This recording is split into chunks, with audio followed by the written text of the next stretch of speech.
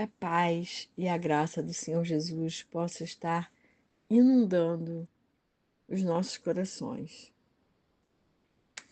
Eu quero ler com vocês um pedacinho, 2 versículos do Salmo 22, um salmo muito lindo, Salmo de Davi, que diz assim: Deus meu,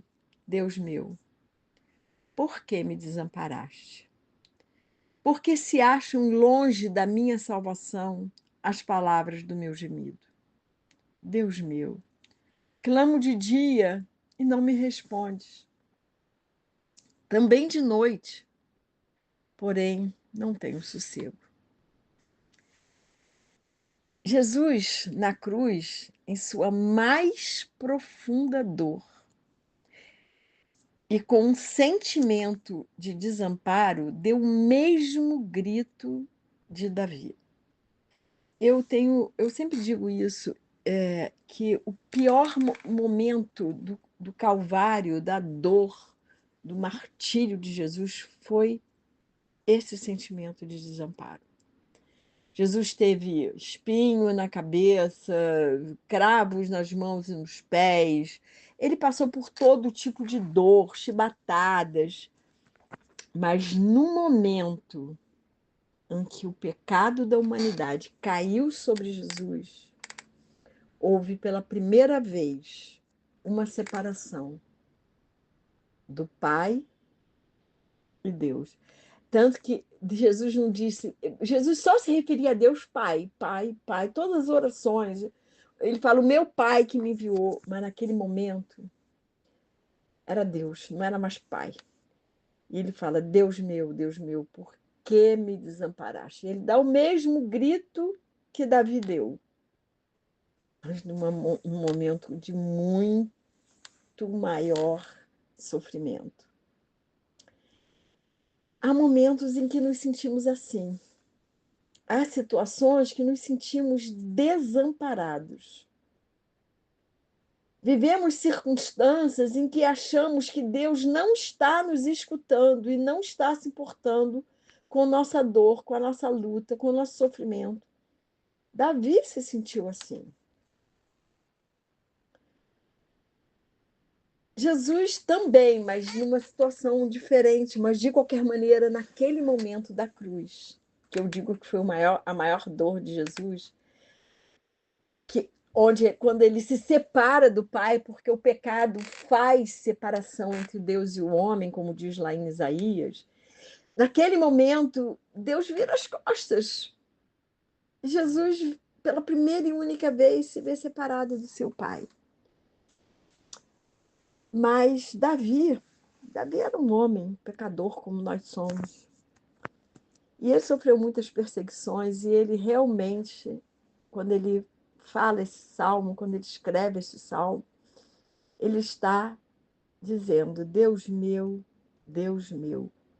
por que me desamparaste?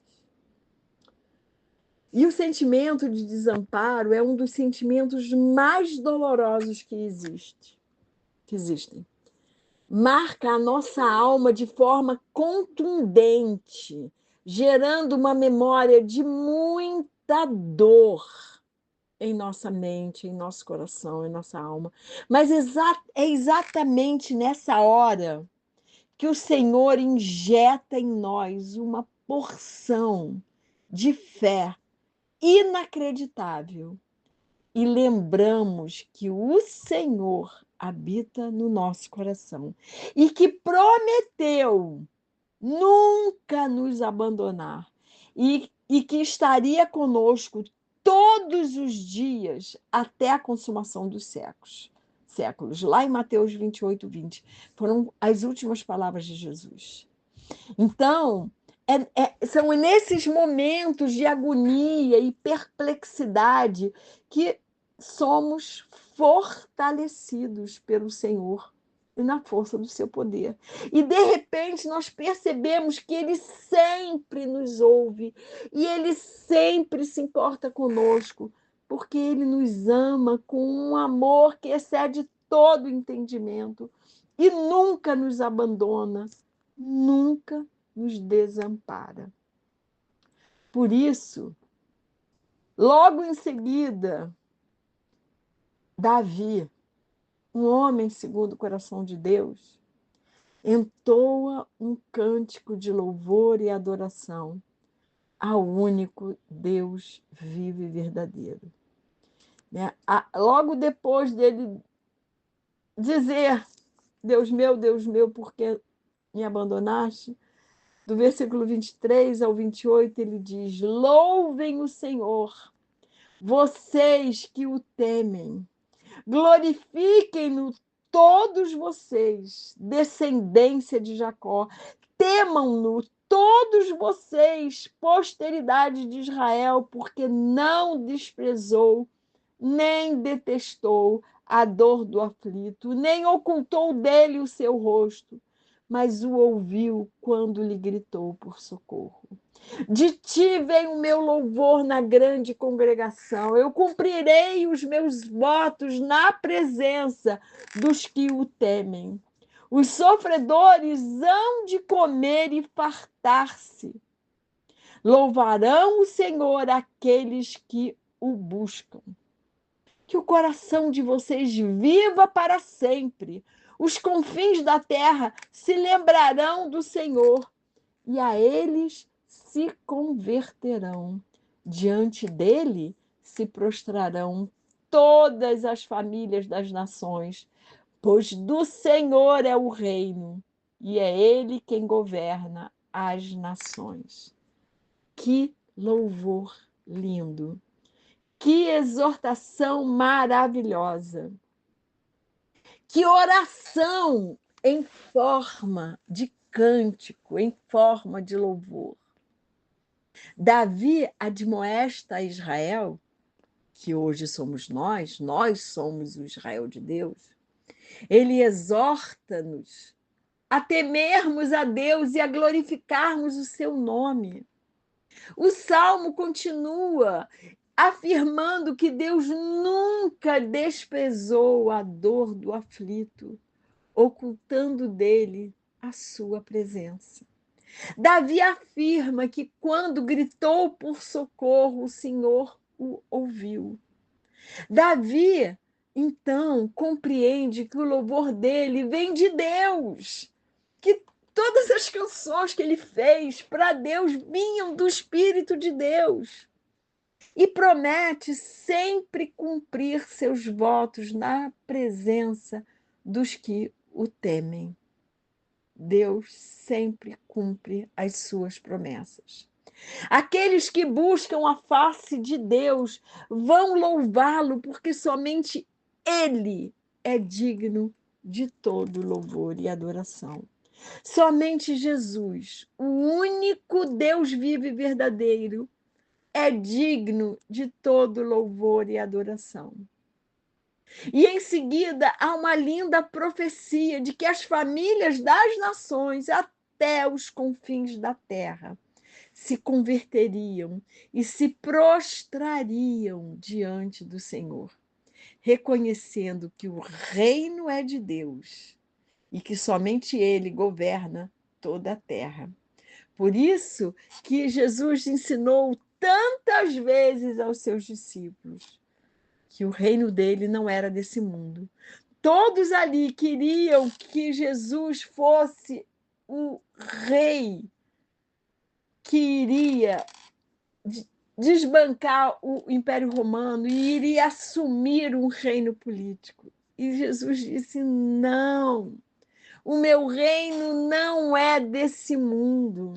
O meu reino é um reino eterno, é um reino inabalável. Todos os reis da terra vão cair, todos os reis da terra vão perder os seus reinos, mas o meu reino é inabalável.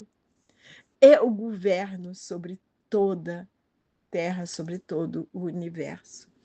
Então, Davi compreendeu que na hora do desamparo, na hora da dor, na hora do sofrimento, na hora de um sentimento de ter sido abandonado, ele sabia que ele podia contar com as promessas de Deus. Davi era um homem segundo o coração de Deus e nós temos que também ser homens e mulheres segundo o coração de Deus. E embalarmos as nossas orações com louvor. Aliás, o começo de toda a nossa oração deveria ser, em primeiro lugar, é louvar a Deus por todas as graças recebidas, louvar a Deus porque Ele é o Rei do universo, louvar a Deus por Ele ter nos inserido em seu reino inabalável e eterno. Mesmo no momento de dor, nós temos que saber que Ele está conosco, porque é promessa dele que Ele estaria conosco em todos os momentos, em todos os dias das nossas vidas. Então, a minha oração por mim e por você é que nos dias de dor, de agonia, de um sentimento de desamparo, possamos gritar por socorro, sabendo que o Senhor sempre nos ouve. A minha oração por mim e por você é que, diante das dores, nossa fé possa ser fortalecida, a nossa oração possa ser cheia de fé e que nossa convicção de que Jesus sempre estará conosco possa ser a nossa força e assim nunca nos sentirmos desamparados. A minha oração por mim e por você é que em todos os momentos, sejam eles bons ou ruins, possamos entoar cânticos de louvor ao nosso Deus, orando e profetizando que aqueles que ainda estão em trevas se converterão ao Senhor. Nossa oração tem que ser uma prece de louvor, tem que ser um cântico de louvor, porque o Pai está procurando adoradores que o adorem em espírito e em verdade. E que o Senhor nos abençoe e nos guarde, que o Senhor faça resplandecer o seu rosto sobre nós e que o Senhor tenha misericórdia de nós, que sobre nós o Senhor levante o seu rosto e nos dê a paz.